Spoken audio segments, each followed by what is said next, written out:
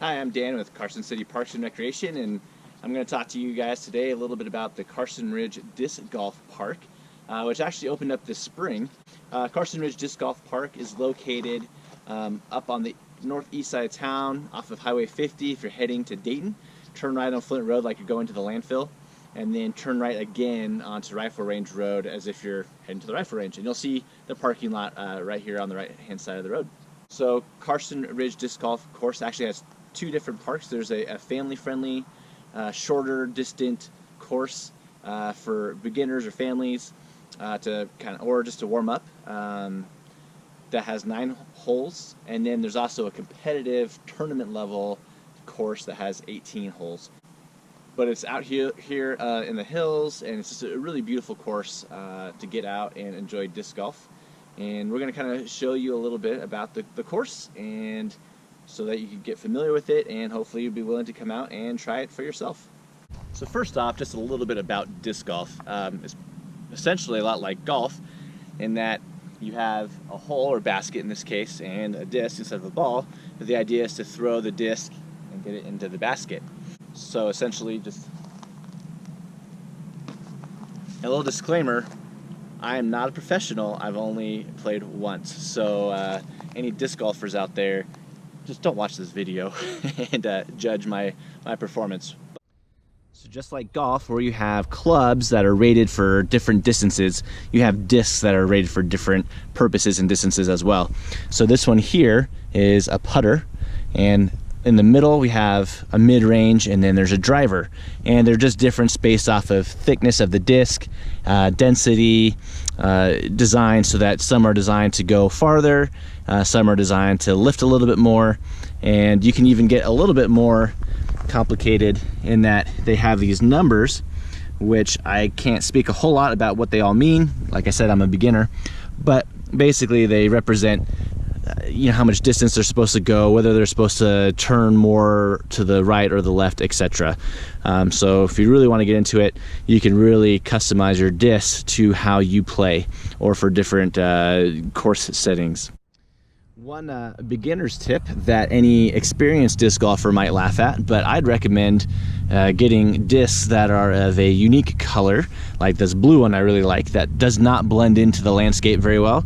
Otherwise, if you're like me, you're going to spend the majority of your time looking for your disc amongst the sagebrush rather than playing.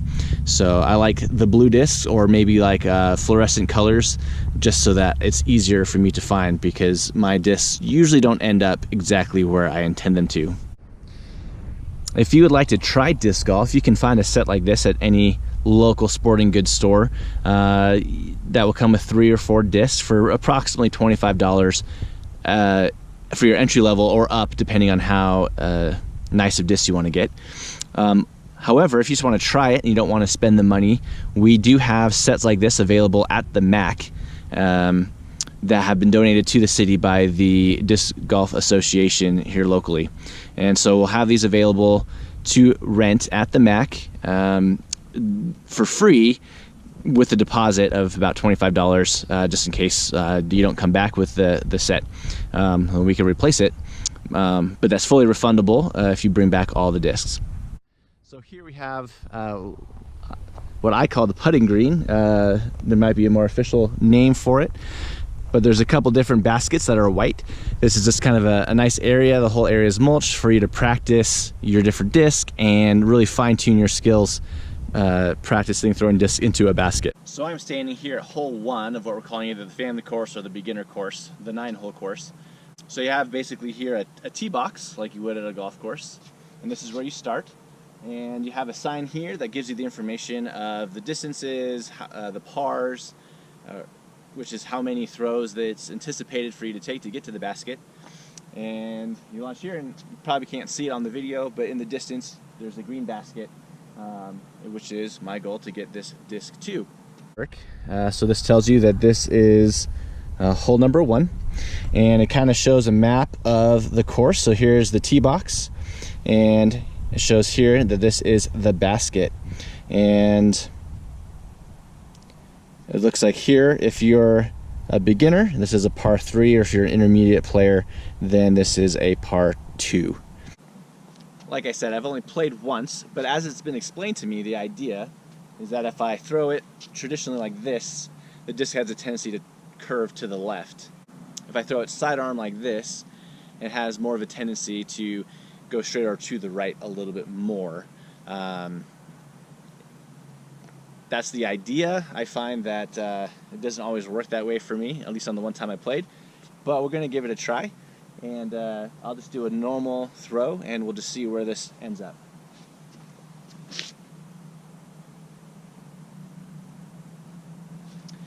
So as you can see, I don't know if you can actually see the disc, I threw it quite a bit off to the right, and then anticipating it to curve to the left, it actually curved and landed relatively close to the basket, which I was pretty happy about. So I don't know if you can see in the shadows, my disc landed right here in the shadow, and if you can see over here, there's the basket that I'm going to. So relatively happy with this throw, but that's a driver, and now I'm pretty close, so I'm going to switch over to the putter.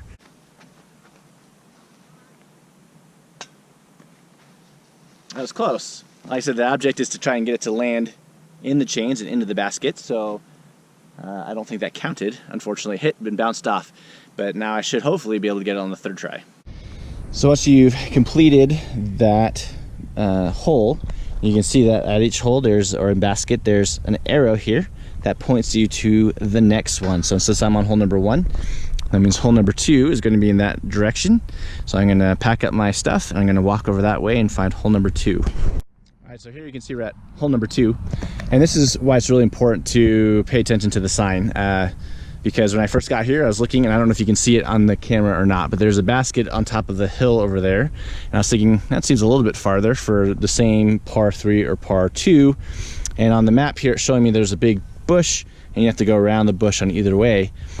And I was thinking that was the hole I was going for. So pay attention to the sign, because really what it's telling you is that this tree right here, now there's a basket behind it, and I need to throw around that tree on either side, and that's where the basket will be.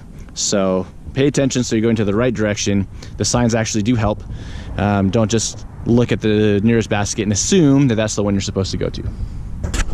So here we are at hole 1 on the tournament level course, or the 18-hole course. So basically what you're going to find on this one is that the distances are farther. There's a little bit more terrain that you have to navigate around as well. But basically, it's the same idea, except for what you'll find on this one is that it shows A, B, C. And what that means is that there are 3 different places that this basket could be placed. That when this course was designed, they put holes in the ground to hold those baskets. There's only one basket out there, but just to mix it up so that you're not always playing the exact same course, it could, for tournaments or different purposes, be moved to one of those 3 places. Now it looks like I see the bushes,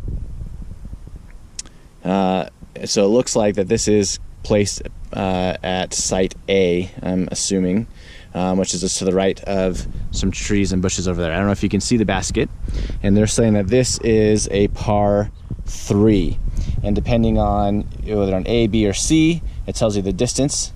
So like I said, we're throwing it to A, so it's 227 feet, par 3 for both either intermediate or advanced, which is what is recommended for this course.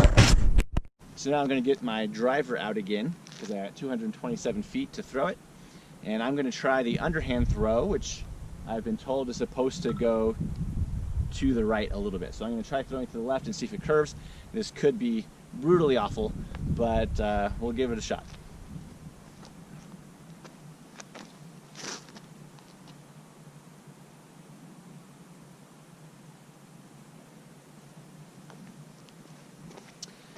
Not horrendous, but it was looking really good and straight, and then it, at the last minute, went really far off to the right. And I definitely didn't get the distance that I was looking for. But overall, not bad. So this is hole number 2 on the competitive course. That this is, if I'm looking at this correctly, 776 feet. So a much longer distance than hole number 1. They're calling this for, well, I'm a beginner, but they only have intermediate and advanced listed here, but a 5 par. I'm pretty sure it was like 10 for me last time, but it is a long distance. So let's see how this does. I feel like I can get more distance doing the underhand sidearm throw, although it'll turn off to the right a lot. So I'm gonna chuck it as best I can to the left a little bit in hopes that it kind of stays straight and lands somewhere on the road.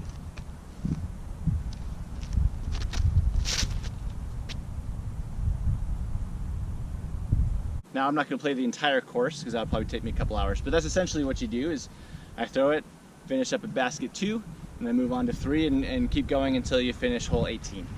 I encourage all of you to check it out if you've never played.